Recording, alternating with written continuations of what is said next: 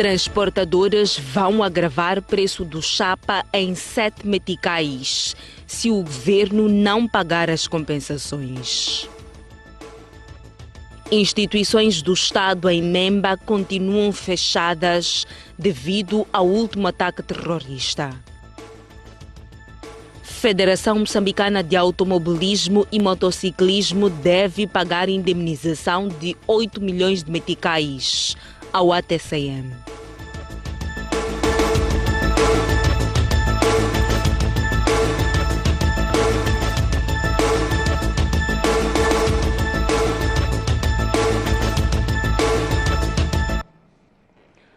Boa noite. O pagamento de compensações aos transportadores está a criar problemas. Em Maputo, os operadores ameaçam agravar o preço em 7 meticais se o governo não pagar as compensações. Já em Sofala, os transportadores desmentem o ministro dos Transportes e Comunicações e dizem que nunca receberam dinheiro algum.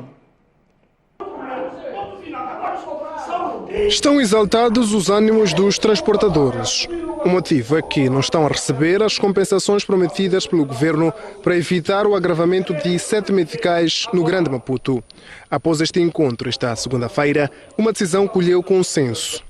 Segunda-feira, se o governo não chega ao pé de nós e nos faça perceber os contornos aqui à vida, porque o que nós estamos a ver não é o que aconteceu, não é o que nós falamos com o nosso ministro, nós vamos ter que cobrar na porta porque estamos a ficar lesados. Para a gente transportar até agora, temos muitas dívidas feitas. Quem faz a ponte entre os operadores e a Agência Metropolitana de Transporte é a FEMATRO. Não tem tão boas notícias. Essa não era a nossa vontade, mas não há milagre contra esta decisão dos operadores. Nós estamos aqui para fazer este apelo para ambas as partes. Porém, não falta diálogo permanente com a contraparte da AMT. O problema mesmo está na materialização. Aliás, hoje de manhã tive uma conversa telefônica com o PCA da AMT que me garantiu que ao longo da semana, esta semana que começa hoje, poderá ter o valor disponível. Entretanto, esta é uma informação telefônica que eu recebi do PCA, não sei se vai acontecer ou não, seria bom se acontecesse para acalmar estes ânimos. Os ânimos não serão acalmados se o modelo de pagamento for o mesmo que foi usado nas compensações anteriores. É que uma parte recebeu e a maioria não. Esse é outro problema, os critérios. Desconhecemos a modalidade que se usou para escolher as pessoas que tinham que receber e os outros não receberem. Nessas compensações, há certos pontos, como por exemplo, transportadores que estão a transportar com carros que não são do AMT nem do fundo, que não estão a ser compensados. E se foram compensados, só foram compensados no mês de julho. Um autocarro com capacidade superior àquelas que é da própria AMT, está a pagar como fosse um carro de 26 lugares. Queremos explicação por si.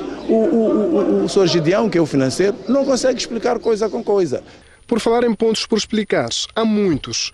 Por exemplo, na semana passada, o ministro dos Transportes e Comunicações, Mateus Magala, disse que ele próprio tinha encabeçado o processo de pagamento de compensações aos transportadores da Beira.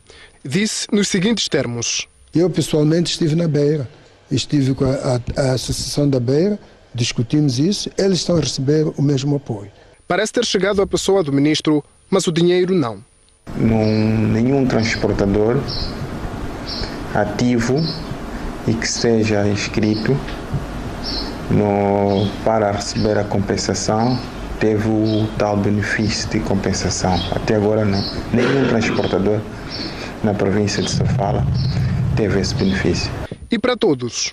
Um elemento importante é que os transportadores devem ser registrados, porque também há transportadores informais que não estão no sistema e que não estando no sistema, é difícil nós canalizarmos a ajuda necessária, mas também é difícil a gente conhecer a contribuição destes à economia e à mobilidade.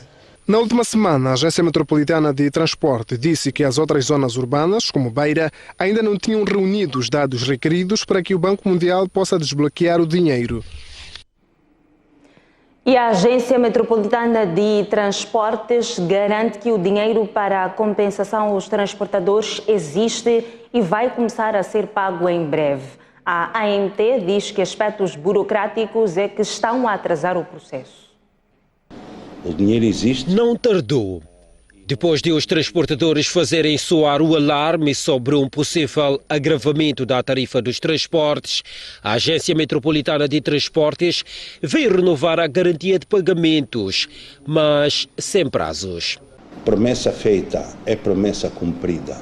Muito em breve, e o em breve depende de várias circunstâncias, não só do lado do governo, mas também do lado das outras equipes que trabalham, muito em breve vão receber os valores de compensação. Só isso posso dizer, tranquilizar as pessoas. Os transportadores querem que as compensações sejam pagas ainda esta semana. A agência afirma que irregularidades na lista de operadores elegíveis no processo é que criam retrocessos. Nós começamos a trabalhar e verificamos que havia muitos erros. Posso-vos dar um exemplo. Recebemos listas de operadores cujo NIB não estava em conformidade com o banco. Nós devolvemos as listas. A Agência Metropolitana de Maputo diz que já contactou os transportadores da cidade da Beira para eliminar o que considera desinformação. O que existe são problemas burocráticos, procedimentos, porque trata-se de dinheiro do Estado, que tem regras, que tem as próprias cláusulas que nós amanhã temos que também prestar contas e que precisamos da colaboração de todos. E eu julgo que quando falei de manhã com o Presidente Castigo, com o Presidente Júlio, expliquei tudo isso. E todos perceberam que é uma questão de tempo, não é uma questão de não vamos pagar ou é uma questão de que já não existe dinheiro. Não é esse o caso. O presidente do Conselho de Administração da Agência Metropolitana de Transportes pede paciência aos transportadores até a materialização do projeto. Depois do ataque terrorista da semana passada, os funcionários públicos fugiram do distrito de Memba. Há também muitas instituições do Estado que continuam fechadas. O secretário de Estado na província de Nampula reuniu-se no fim de semana com os funcionários públicos que, na sequência dos ataques terroristas registrados no distrito de Memba na semana passada, abandonaram os seus locais de trabalho. Eu lembro quando aconteceu o cenário na quarta-feira. Nós ficamos a trabalhar no centro de saúde até 17 horas. E nesse dia ninguém estava a aparecer, não tínhamos nenhum doente. E para piorar, a população, assim como esses outros colegas, estavam a sair do distrito. E eu sou ser humano. É verdade que a missão é salvar o povo, cuidar do povo. Mas como vou cuidar do povo se a minha segurança também está em questão? Ficamos aterrorizados, mas em meu nome pessoal, até hoje estou firme, só consegui mandar meus familiares, que é esposa, filho. Mete Gondola ouviu as preocupações, mas pediu aos funcionários que estão afetos à vila-sede do distrito de Memba para regressarem aos seus postos de trabalho. Os nossos funcionários públicos são naturalmente aqueles que também carregam uma grande responsabilidade neste momento. Há necessidade de, por um lado, assegurarmos que nestes pontos por onde não temos alto risco, os serviços públicos não sejam interrompidos. A interrupção de serviços públicos pode significar, por um lado, agravamento da situação da população. O caso específico da unidade sanitária, se nós estivermos encerrados, imaginam o que pode acontecer com a nossa própria população.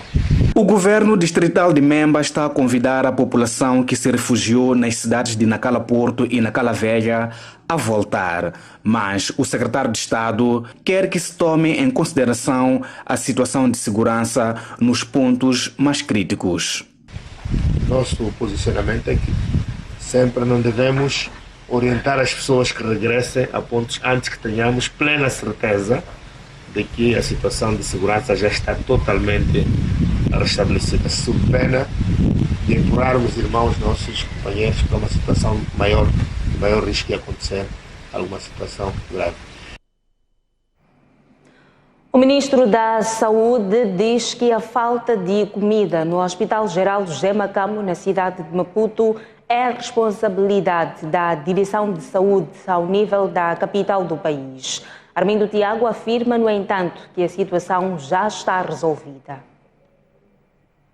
Há uma semana, a STV noticiou o drama vivido pelos doentes internados no Hospital Geral José Macamo devido à falta de comida naquela unidade sanitária. É uma situação... Esta segunda-feira, o Ministro da Saúde reagiu e atirou a responsabilidade à Direção de Saúde da cidade de Maputo. Os hospitais da cidade são da responsabilidade dos órgãos da cidade, no contexto da descentralização. E, portanto, é fundamental nós, como Ministério, não fazermos usurpação de competências.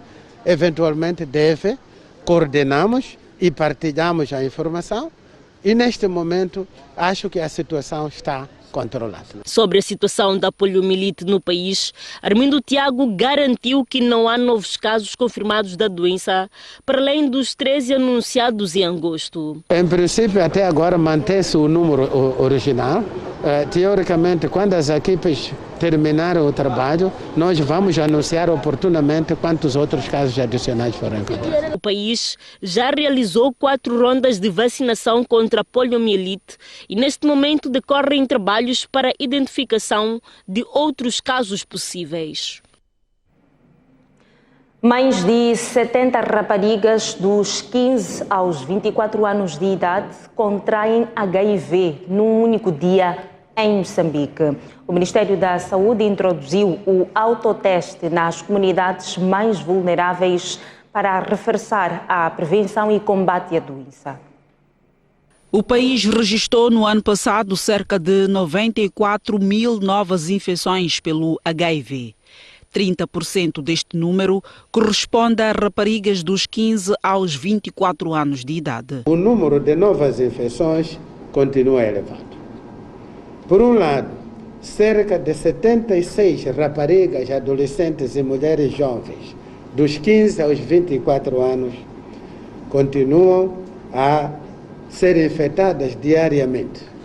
E por outro lado, cerca de 12 crianças para cada 100 mulheres que dão parto ou seropositivas ainda nascem com HIV. Falando a jornalistas, à margem da abertura do 4º Conselho Consultivo do Conselho Nacional de Combate ao SIDA, o Ministro da Saúde, Armindo Tiago, disse que as trabalhadoras de sexo lideram o grupo, com uma taxa de 47% na cidade de Maputo e 37% na província de Tete. Para reverter o cenário, a estratégia é a expansão do autoteste. Há pessoas que não querem ir fazer teste, porque eventualmente no sítio onde querem tem uma pessoa que conhece, etc. Mas o mais importante para cumprir o primeiro dos indicadores é que o indivíduo que tem HIV tenha que saber o seu estado. Ele vai meter na boca e, em princípio, depois de uns minutos ele já tem o resultado do se é positivo ou negativo. Dos 2,1 milhões de cidadãos que vivem com HIV em Moçambique, cerca de 1,8 estão em tratamento. A crise causada pela Covid-19 agravou as condições de vida em Moçambique. O mais recente relatório do Índice de Desenvolvimento Humano coloca o país entre os 6 piores do mundo.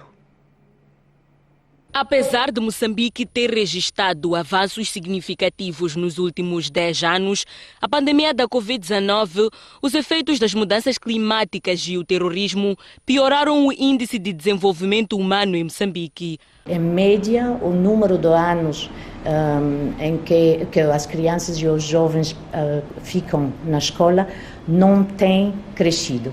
A renda per capita que tem caído nos últimos anos em Moçambique, devido a uma multiplicação de fatores lá também.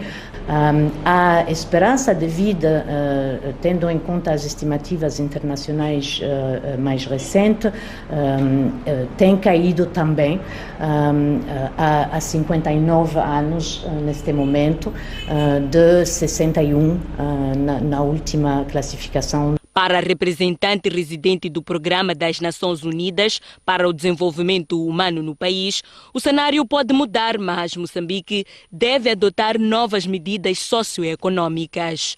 esta parte e esta chamada da atenção é muito fundamental, é a mensagem fundamental deste relatório, que tenta também chamar a atenção para a necessidade de uma real mudança da abordagem de modelos econômicos, de modelos societais para enfrentar as crises que temos hoje. O relatório do PNUD ressalta que foram as áreas da educação e saúde que contribuíram para que Moçambique passasse para a lista dos 6 piores do mundo. Um incêndio destruiu 105 bancas de venda de roupa e outros artigos no mercado Brandão, na cidade de Quelimane. Suspeita-se que um curto-circuito tenha provocado as chamas. No início da tarde, por volta das 13 horas, vê-se uma fumaça no interior do mercado Brandão. Depois, um movimento desusado de pessoas que a todo custo procuravam retirar os seus bens das bancas. Afinal, estávamos diante de um incêndio aparatoso que chegou a consumir 105 bancas de venda de roupas usadas e calçados. A situação não era para menos. Testemunhas contam o drama vivido na altura dos fatos. Aquele processo começou às 13. Então, com aquela fúria populacional e com o excesso do fumo, todos nós corremos para aquele mercado. Não conseguimos perceber qual foi o processo como iniciou. Mas o que é que nós fizemos? Fizemos trabalho de apoio comunitário. Encontrei um fogo intenso. Paulatinamente, com a ajuda de alguma população, conseguimos ultrapassar o incêndio. É de salientar que os bombeiros chegaram um pouco tarde e não tinham também como entrar até onde estava a intensidade do fogo, neste caso. O Corpo de Salvação Pública fez ao local, mas registrou muitas dificuldades para chegar até a base, devido à composição das bancas, que são muito apertadas, obstruindo a via de acesso. Cada local constatou-se de facto que era um incêndio, instalou-se o equipamento, os meios para poder debelar o incêndio, e sabemos que hoje foi um dia muito quente, e a informação que se sabe até agora é que o incêndio iniciou dentro de uma das bancas. Perceberam que havia fumaça, desleixaram, não fizeram uma comunicação imediata, mas só depois de perceber que não tinham capacidade de intervir por si só é quando solicitaram o CESAP. Mas felizmente o CESAP chegou ao local, fez seu trabalho, fez a circunscrição, conseguiu controlar o incêndio e foram volta de 105 bancas que foram destruídas na totalidade, no universo de 380 bancas, e até agora está-se a fazer o levantamento do que realmente terá acontecido. E um dado importantíssimo que vale a pena avançar é que logo após de se ter normalizado, digamos, o incêndio aqui neste mercado, o certo é que muitas crianças tomaram de assalto a este ponto para verificar em loco os estragos. Fica este registro com imagens de Iverson Paulo, Jorge Marcos, para a STV. Ainda há vários automobilistas que conduzem sob efeito de álcool, apesar do aumento do número de acidentes de aviação. No fim de semana, 92 condutores foram sancionados devido à condução sob estado de embriaguez. Há cerca de um mês foi reintroduzido o uso do bafômetro para saber se há condutores que se fazem as estradas após consumir bebidas alcoólicas. Nem mais, os automobilistas continuam a colocar em risco a sua vida e dos demais. Até esse momento, desde que iniciamos, acima de 600 condutores estão sem as respectivas cartas em decorrência de se fazerem ao volante sob efeito do álcool considerado embriagados. Temos um ligeiro registro de acidente de aviação, sobretudo daqueles que tiram vidas humanas. Estamos a ter uma conclusão de que esses acidentes eram resultado de condutores que faziam a via sob efeito do álcool. No último fim de semana, as autoridades verificaram mais irregularidades nas estradas. Infelizmente, tivemos um acidente que ocorreu na sexta-feira, nas primeiras horas, onde uma viatura de transporte semicoletivo de passageiro atropelou um cidadão, o qual, chegado a onde sentar, foi declarado óbito. E para contrariar essa tendência, Nós temos estado a fazer várias atividades, dentre elas o controle de álcool, em que apenas esta semana 92 pessoas foram sancionadas especificamente pelo consumo do álcool. A polícia entende que as mortes nas estradas tendem a reduzir com o controle do consumo de álcool. Tínhamos uma média semanal de 3, 4 acidentes. A nossa média de óbitos nestes acidentes estava numa proporção de 2 acidentes e 1 óbito. Então, havia semanas que obviamente tínhamos 3 óbitos, havia semanas que tínhamos 2 óbitos, mas desde que retomou o controle do álcool, temos uma média de 1 acidente por semana, ou menos, ou mesmo zero óbito. Ainda durante o último fim de semana, as autoridades detiveram 8 pessoas por condução ilegal. 92 condutores sancionados este fim de semana por conduzir embriagados. O Jornal da Noite sai agora para uma curta pausa, mas antes a informação cambial para si que nos acompanha a partir da STV. Até já. De volta às notícias, a Frelimo já elegeu parte dos membros do Comitê Central, que será confirmado no 12º Congresso que se realiza este mês. Figuras como Eduardo Nia, Rosário Moaleia e Agostinho Vuma não foram eleitas. A menos de 2 semanas para a realização do 12º Congresso, o Partido Frelimo elegeu em todas as províncias os membros para o Comitê Central que serão homologados nessa reunião magna. Nampula foi a província com maior número de concorrentes. Foram 38 para apenas 14 vagas. Met Gondola, Manuel Rodrigues e Faisal Antônio conseguiram eleição e não tiveram a mesma sorte figuras como Rosário Moaleia e o general Eduardo Nihia. Eduardo Nihia caiu no debate público recentemente por conta dos seus pronunciamentos em relação aos macuas de Nampula, mas Enéas Comis, chefe da Brigada Central de Assistência à província de Nampula, disse que esse assunto nem sequer fez parte dos debates. Nenhum delegado se referiu a isso. Nenhum delegado se referiu a isso. Portanto, como disse, é um ambiente de unidade e coesão. Cabo Delgado elegeu 17 membros para o Comitê Central e a província do Niassa tinha 11 vagas. Dos que conseguiram ser eleitos no Niassa, consta Mateus Kida. Já na província da Zambésia, haviam 16 vagas. Elder Injojo, primeiro vice-presidente da Assembleia da República, e Caifadine Manas, porta-voz do Partido Frelimo, tiveram voto de confiança e seguem para o Congresso mais tranquilos. Enquanto isso, Osvaldo Petersburg não conseguiu se eleger ao nível da província da Zambésia. Ainda no centro do país, na província de Sofala, foram eleitos 14 membros, com destaque para Lourenço Burra, Stella Zeca e Abdul Razak. Não conseguiu votos suficientes em Sofala, Paulo Veríssimo. Em Manica foram 11 eleitos. Dos que concorriam nesta província, não conseguiram eleição Eusébio Lambo, antigo ministro dos combatentes, e o edil de Chimoio, João Ferreira. Na Zona Sul, a província de Inhambane elegeu 12 pessoas. Daniel Chapo e Ludmila Maguni estão entre os eleitos. Em Gaza, estavam disponíveis 13 vagas. Agostinho Vuma, atual presidente da CTA, era um dos concorrentes e não teve votos suficientes.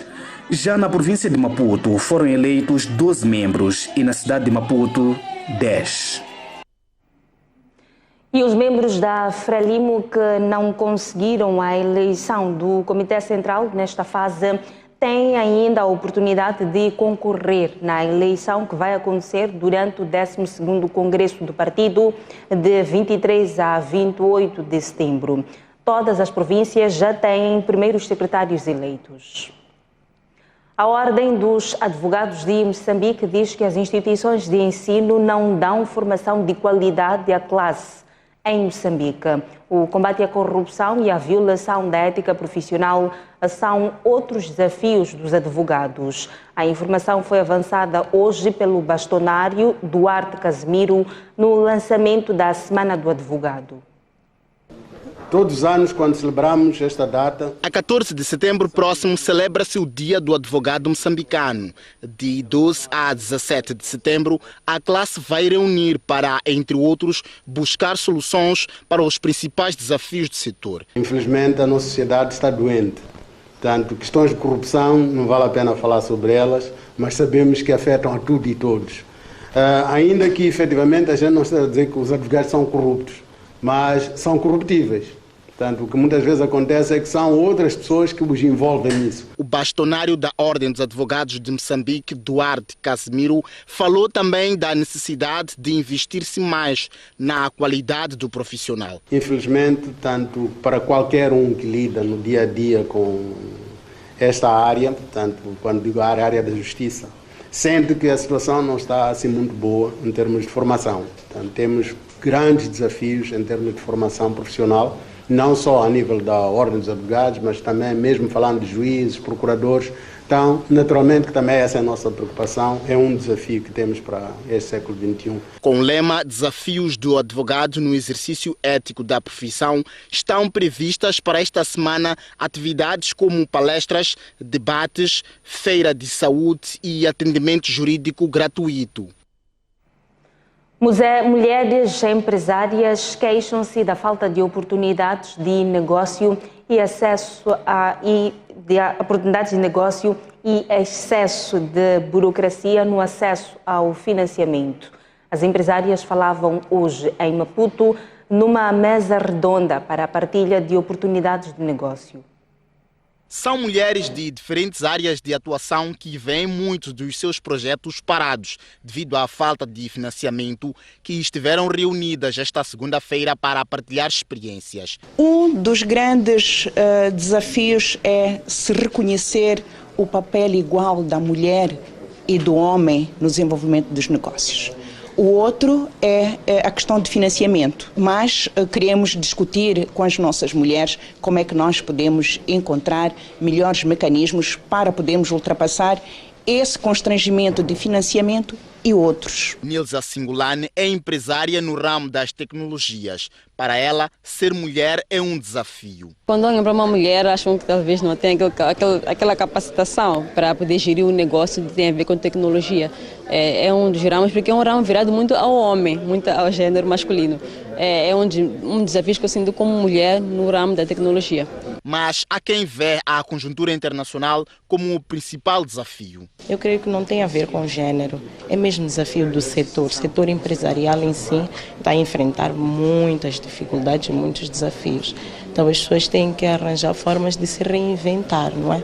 Mas não é algo que tenha a ver especificamente com as mulheres. Foi nesta senda que a Câmara de Comércio de Moçambique e a sua congênere de Stuttgart, na Alemanha, assinaram um memorando de entendimento. Com este memorando, iremos dobrar o nosso empenho no desenvolvimento de ações que concorram para quebrar os tabus e barreiras que as mulheres enfrentam no seu envolvimento e liderança no ramo de negócios, no ramo empresarial e no de empreendedorismo. A primeira mesa redonda para as mulheres empresárias visa criar intercâmbio entre as mulheres sobre oportunidades de negócio e estratégias para quebrar barreiras relacionadas ao gênero.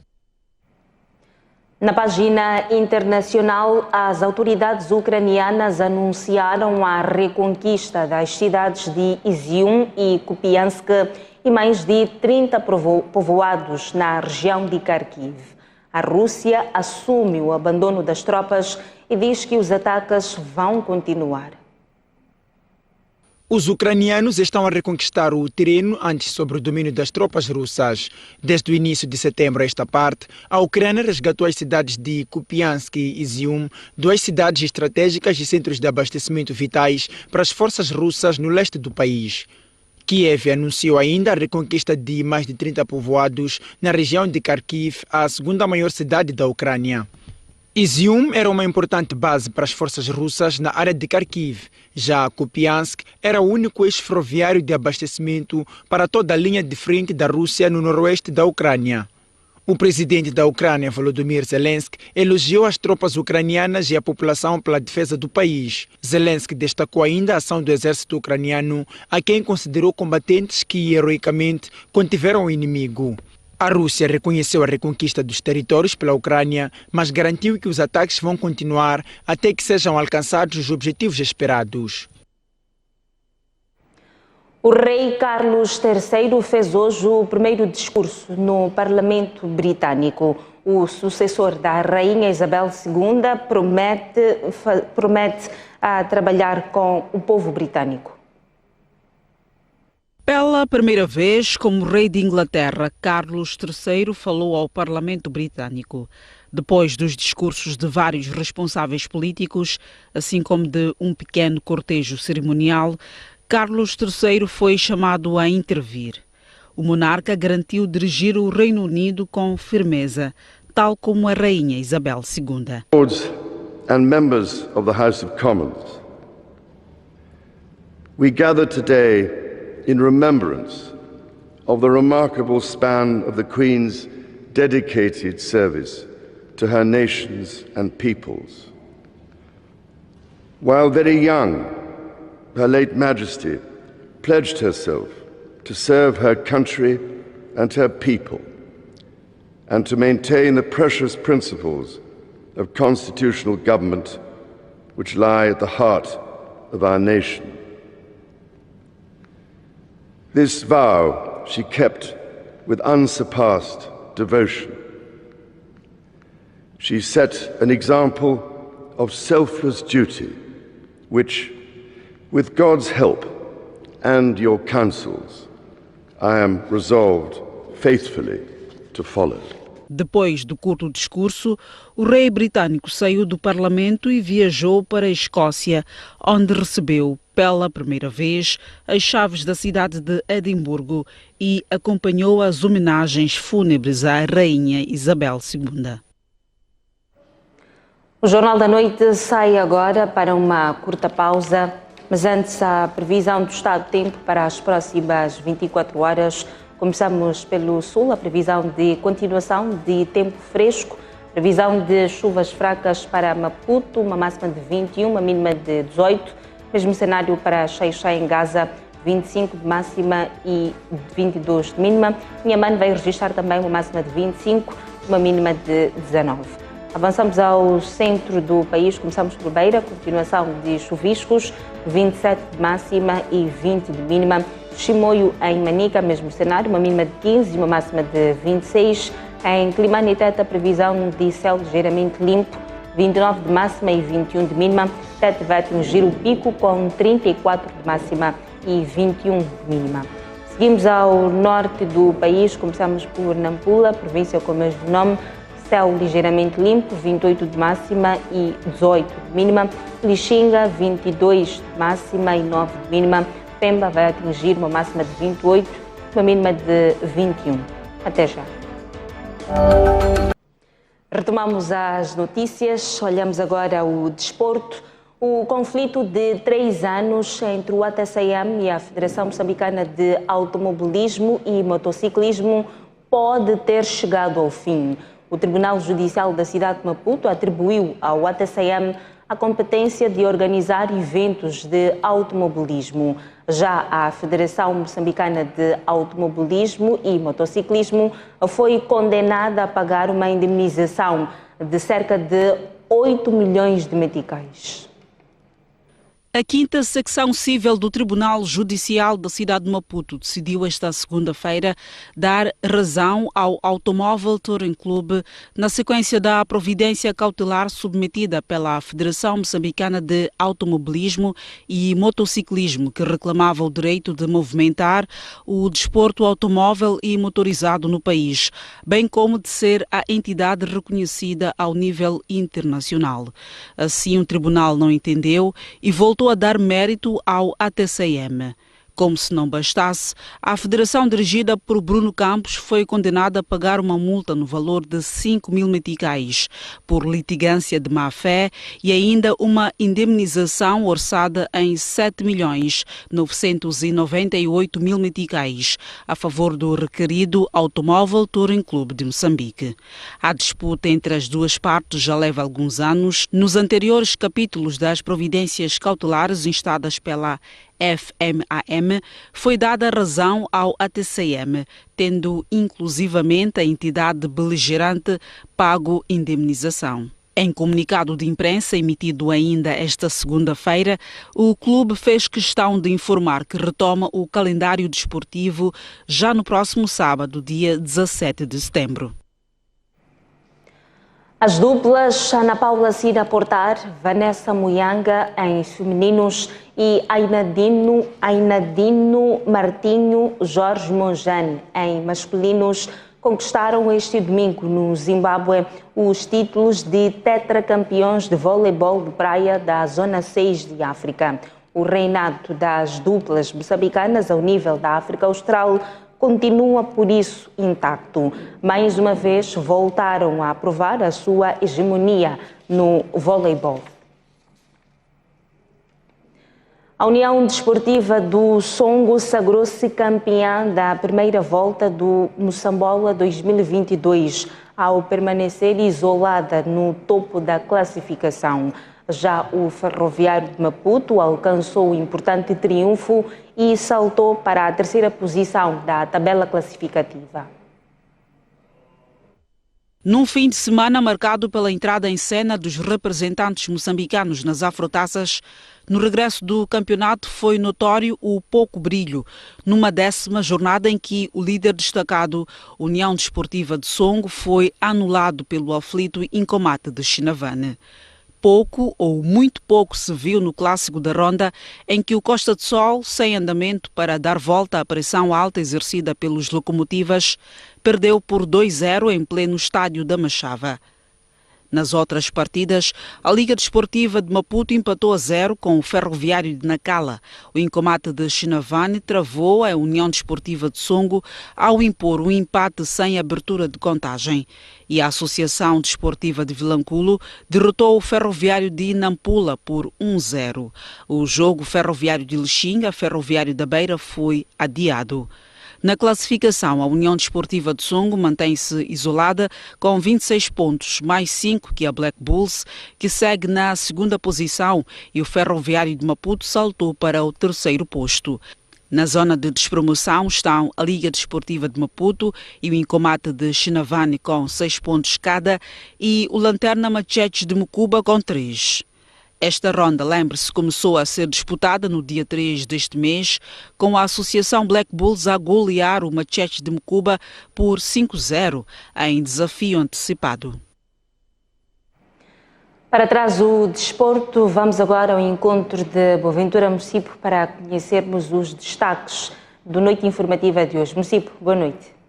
Muito boa noite, Isaura. Boa noite aos nossos telespectadores. Hoje vamos mergulhar nos assuntos mais recentes e notórios no setor dos transportes de passageiros.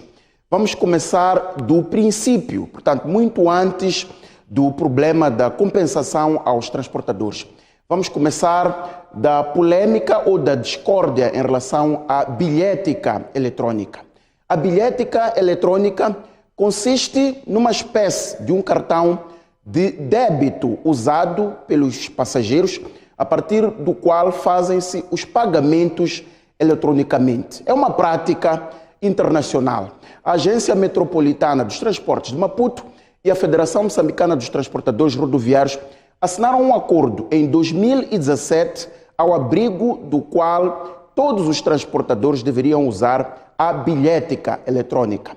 O problema é que desde 2017 a esta parte, esta plataforma ainda não foi usada de forma satisfatória. A Agência Metropolitana diz que não houve uma apropriação dos transportadores em relação ao projeto. Quanto à população, diz que ela foi afetada pela má publicidade que foi feita sobre a bilhética eletrônica. Vamos aqui discutir por que há uma resistência em os operadores, mas também a população usar a bilhética eletrónica, que é um mecanismo que facilita, portanto, o movimento dos transportes, principalmente ao nível dos centros urbanos. Vamos discutir o tema que abriu o Jornal da Noite hoje, que é a polêmica sobre as compensações aos transportadores rodoviários. O ministro dos Transportes e Comunicações foi desmentido hoje, publicamente e em viva voz. Mateus Magala disse há dias que manteve encontros com os empresários da Beira, portanto, empresários na área dos transportes, e que os mesmos estavam a receber compensações. Estes operadores vieram e disseram: senhor ministro, nenhum operador ainda recebeu as compensações, pelo menos ao nível da cidade da Beira. Que valores é que estão em jogo em relação às compensações aos transportadores? Trata-se de um valor de 55 mil meticais por mês para os autocarros, portanto, aqueles veículos com entre 70 a 60 capacidade em termos de passageiros, o valor de 20 mil meticais para as minibuses com 29 lugares e o valor de 12 mil meticais para os transportes com capacidade para 15 pessoas. É isto que está em jogo.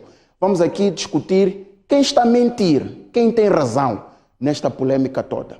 Vou receber o administrador técnico da Agência Metropolitana dos Transportes de Maputo, um representante da Federação Moçambicana dos Transportadores Rodoviários e o diretor técnico da bilhética eletrónica. Cada um deles vai explicar a sua razão. Mas o Noite Informativa às segundas abre habitualmente com Agostinho Zacarias. E hoje não vamos fugir à regra. Agostinho Zacarias vai olhar para a questão do terrorismo, considerando um estudo recente que foi produzido por uma organização internacional e o Centro de Formação Jurídica e Judiciária. Este estudo, portanto, um inquérito, foram ouvidas perto de 400 pessoas, conclui que a principal razão do terrorismo é a riqueza no seu subsolo. Estamos a falar de rubis, estamos a falar do gás, que é explorado também em offshore. Este estudo aponta outras razões, como também o tráfico de drogas e a circulação de armas ilegais. Agostinho Zacarias vai, a partir deste tema, fazer o seu cruzamento com a expansão do terrorismo para a província de Nampula. São estes os temas em discussão hoje no Noite Informativa, caro telespectador. Já a seguir na STV Notícias, eu e os meus convidados aguardamos pela sua presença para nos acompanhar. Até já. Está feito o convite, é daqui a pouco no canal de notícias. Chegamos ao fim do Jornal da Noite. Obrigada pela atenção dispensada. Voltamos amanhã, à mesma hora. Boa noite, bom início de semana.